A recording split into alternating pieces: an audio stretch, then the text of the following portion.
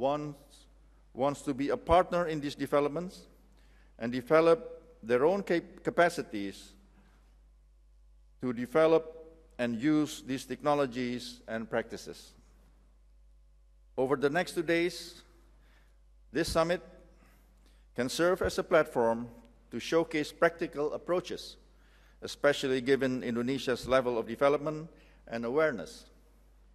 It is important, though, to note that because of the vast number of small and medium-sized enterprises and their importance in Indonesia's economy, it is vital that they be brought into the movement for a sustainable environment. This will require innovative approaches to capacity building if we are to be realistic about change. Kadin is ready to support the process of delivering transformative solutions by enabling Indonesian businesses to engage. Yesterday, we endorsed the launching of the Indonesian Business Council for Sustainable Development in order to create the platform for business leadership to act as catalysts for change towards sustainable development. And by the end of this year, we will provide the government of Indonesia with a white paper outlining the ways in which Indonesian businesses will be part of the solution. In closing, I would like to quote the famous inventor who has also an environmentalist, Buckminster Fuller.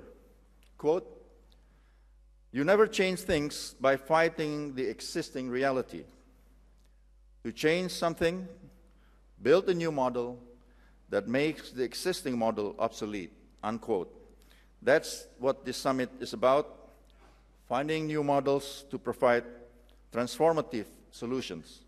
Ladies and gentlemen, thank you again, and we hope you enjoy and are inspired by what you learned today and tomorrow. Thank you very much.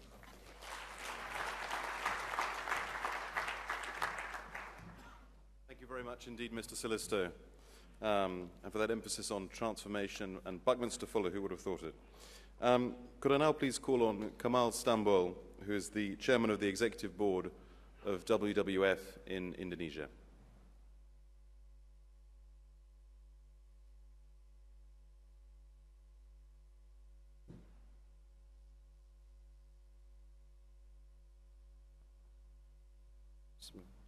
Assalamualaikum warahmatullahi wabarakatuh. Excellencies, distinguished participants, ladies and gentlemen, Mr. Andrew Sears, Special Envoy of the World Bank, Mr. Suryo Bambang Sulistyo, Chairman of Kadin. Very good morning to all of you, ladies and gentlemen. First of all, I'd like to welcome our guests today to this very special event where leaders and representatives of governments, corporations, and civil society meet and share their thoughts, their valuable experiences, and their passion to strive for a common goal, a more sustainable future for all. I also would like to extend my greetings to my colleague, Lasse Gustav, the Executive Director of WWF International, and also to my fellow board members of WWF Indonesia. I would like also to thank to our co-host, the Minister of Environment, who just gave his keynote speech, Mr. Professor Gusti Muhammad Hatta, and also Chairman of BKPM, Mr. Gita Wirawan, and the Executive Director of Global Initiative, Tony Goulet. Thank you for the excellent partnership to bring all of us here today. Ladies and gentlemen, as human beings, we have achieved marvelous deeds and advances in the realm of art, technology, sciences. We've also created and developed complex economic and social systems to sustain our lives. However, we have not always taken into account the natural limits of our planet, nor we have done this always in equitable ways. Some of us got more than others, and our natural resources have often been overexploited. We are now beginning to see the impact of climate change and escalating footprints around the globe. Melting glaciers, rising sea levels, more severe storms, higher floods, extreme seasonal weather. In this month, April 2011, millions of hairy caterpillar infested regions across Java, Bali, and Nusa Tenggara. In the past weeks, the invasion has begun appearing in large numbers in Jakarta.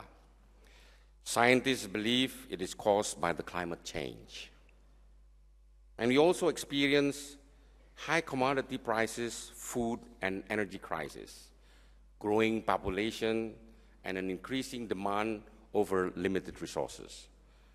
While we are still seeing the full climate change story unfold, our common future is already made uncertain by the consequences of our own economic ways.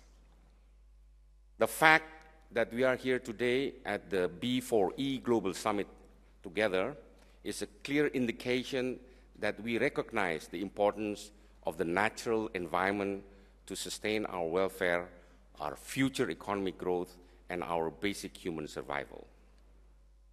Distinguished participants, ladies and gentlemen, WWF have been working for 50 years to promote sustainability and biodiversity conservation.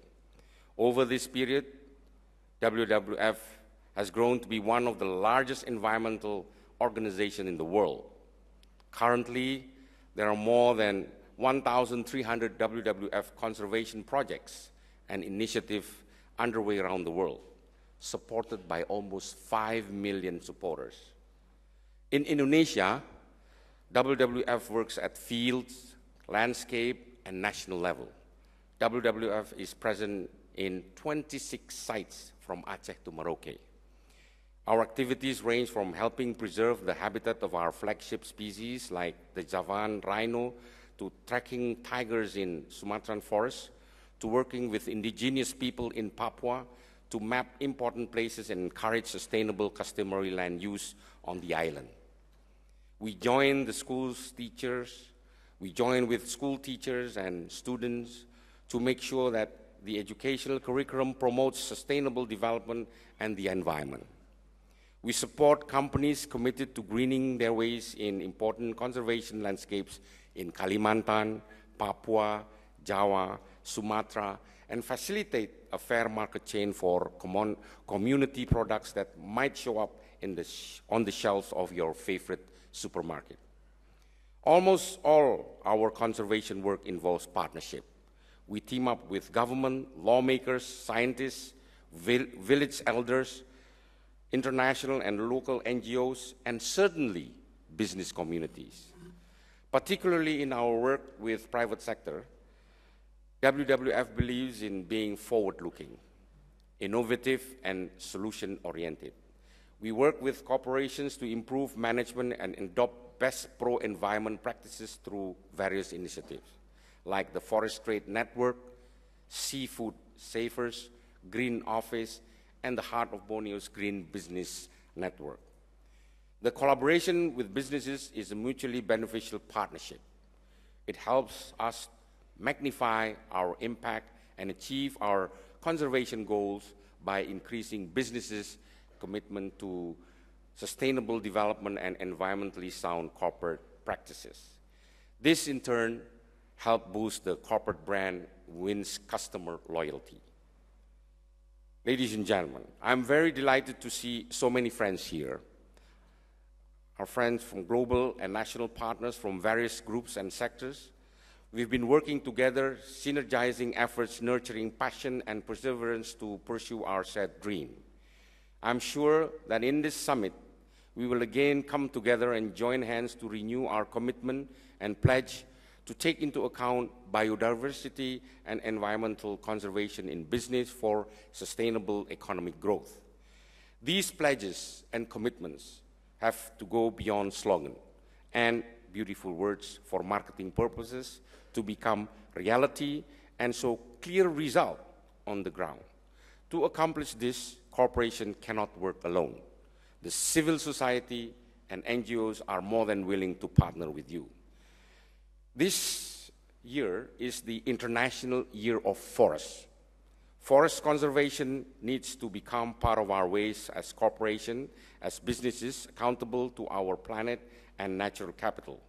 We reach out to your support to halt degradation and depletion of forests and move towards the zero net deforestation and